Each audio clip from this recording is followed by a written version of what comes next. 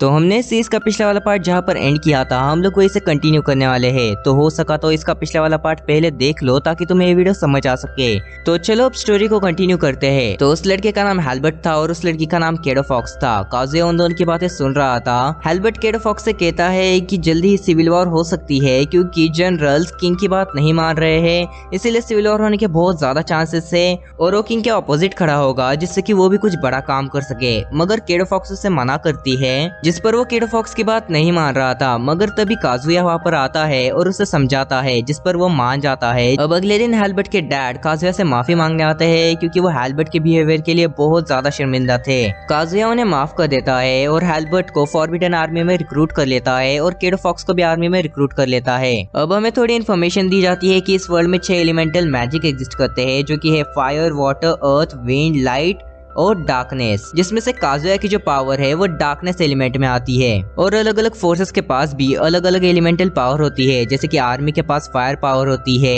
Air force के पास wind power और navy के पास वाटर की पावर होती है। अब काजुया अपना एक और नया प्लान इंट्रोड्यूस करता है। काजुया एक और नया शहर बनाने के बारे में सोचता है जो कि इम्पोर्ट और एक्सपोर्ट के लिए फायदेमंद हो सकता है, जिससे कि ट्रेड और ज्यादा आसान हो सके और इससे फूड की शॉर्टेज भी खत्म हो जाएगी। काजुया एक लोकेशन को चूज करता है और वहाँ पर सिटी बनाने का काम शुरू हो जाता है।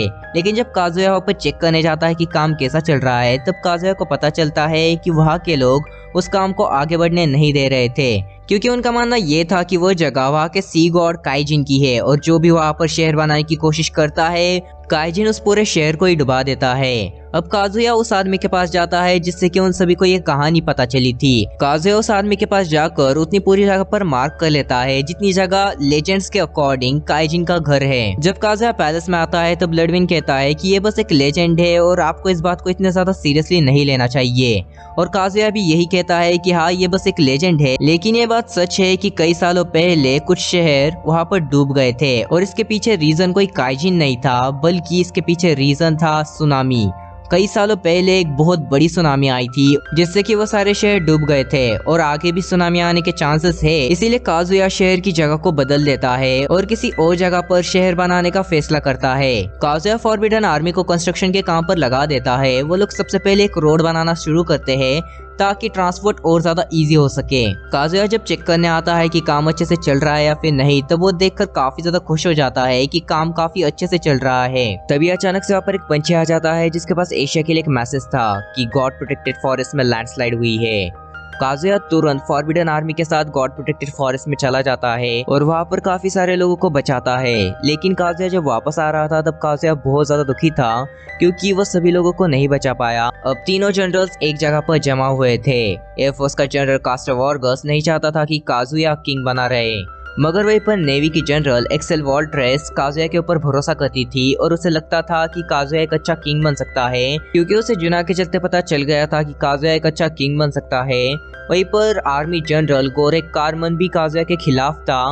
वही दूसरी ओर जब एमिडोनिया के किंग को पता चलता है कि एल्फिडम किंगडम के जनरल्स उसके किंग की बात नहीं मान रहे हैं, तब वो डिसाइड करता है कि वो एल्फिडम किंगडम के ऊपर अटैक करेगा क्योंकि अभी वो बहुत ज्यादा वीक है। काजुया अपने तीनों जनरल से बात करने के लिए एक मीटिंग अरेंज करता है जहाँ पर बस एक्सेल ही काजुया की साइड थी, मगर बाकी दोनों जनरल्स काजुया के खिलाफ थे। इसीलिए वहाँ पर एक वॉर डिक्लेयर हो जाती है कि अगर काजुया ने किसी भी जनरल को हरा दिया तो काजुया को उस जनरल की आर्मी मिल जाएगी। और क्योंकि इस किंगडम को आर्मी की बहुत ज्यादा जरूरत है, इसीलिए काजुया के लिए ये चीज बहुत ज्यादा इंपॉर्टेंट हो गई थी। अब काजुया को सबसे पहले कारमेन से निपटना था, मगर कारमेन के पास बहुत लार्ज अमाउंट में आर्मी थी। काजुया कारमेन के ऊपर हमला बोल देता है, लेकिन उसे ही पता था कि वो इस फाइट को नहीं जीत पाएगा। कारमेन के आर्मी को खुद पर बहुत ज्यादा भरोसा था कि वो इस फाइट को जीत सकते हैं। वही दूसरी ओर एमिडोनिया का किंग एल्फिडम किंगडम के बाहर अपनी पूरी फौज के साथ खड़ा था ताकि वो एल्फिडम किंगडम के ऊपर हमला कर कर उसे जीत सके। तभी वहाँ पर एक आदमी आ जाता है जो कहता है कि लड़ाई की कोई जरूरत नहीं है, मैं किंग को सरेंडर करने के लिए मना सकता हूँ। और इतना कहकर वो अंदर चला जाता है और एमिडोनिया की पूरी आर्मी बाहर ही वेट करती रहती है। अब अगले दिन कारमेन के साथ जब फाइट चल रही रही थी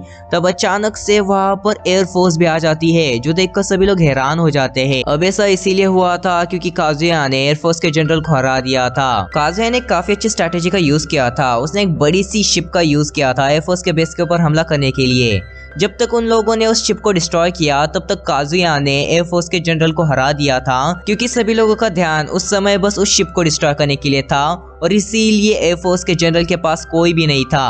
और तभी वहाँ पर काजुया आ जाता है, जिसके साथ वहाँ पर एशिया भी थी और एशिया उस एयरफोर्स के जनरल के साथ फाइट करती है। मगर तभी वहाँ पर लीसिया भी आ जाती है और वो दोनों मिलकर एयरफोर्स के जनरल को हरा देते हैं, जिसके बाद पूरी की पूरी एयरफोर्स का कमांड काजुया के हाथ में आ जाता है और इसीलिए काजुया एयरफोर्स का यूज करता है कारमेंस के अगेंस्ट। और ये सब देखने के बाद कारमेंस भी हार मान जाते हैं और कारमेंस की आर्मी भी काजुया को मिल जाती है। अब काजुया के पास तीनों के तीनों ही आर्मी का कंट्रोल आ गया था। इसीलिए काजुया एक ब्रॉडकास्टिंग करवाता है। एक सेल उस ब्रॉडकास्टिंग को एमिडोनिया के किंग को भी दिखा रही थी। काजुया सभी से कहता है कि एमिडोनिया किंगडम ने हम पर हमला कर दिया है, लेकिन उन्हें ये नहीं पता है कि हमने भी उनके ऊपर हमला कर दिया है।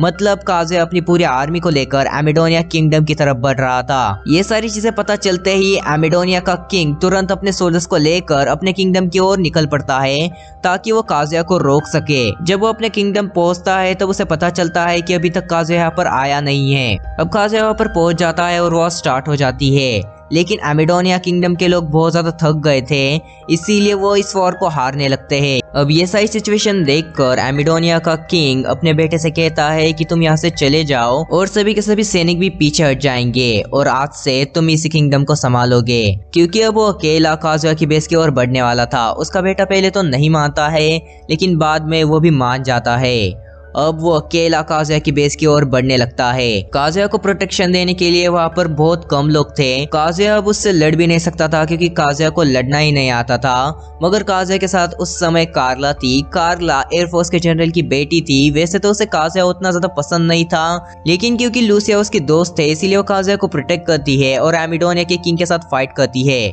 मगर वो उसके सामने टिक नहीं पा रही थी। मगर इतने में ही वहाँ पर सभी सैनिक आ जाते हैं और एमिडोनिया के किंग को मार देते हैं और यहाँ पर इतनी बड़ी वॉर खत्म हो जाती है।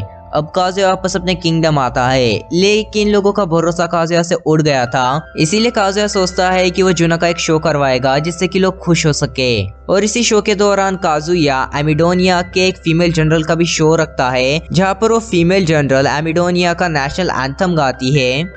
अब सभी लोग काजुया के ऊपर एक और बार ट्रस्ट करना शुरू कर देते हैं। वही दूसरी ओर ग्रैंड कैओस किंगडम की क्वीन मारिया अपनी बहन जेनी को काजुया से मिलने के लिए भेजती है।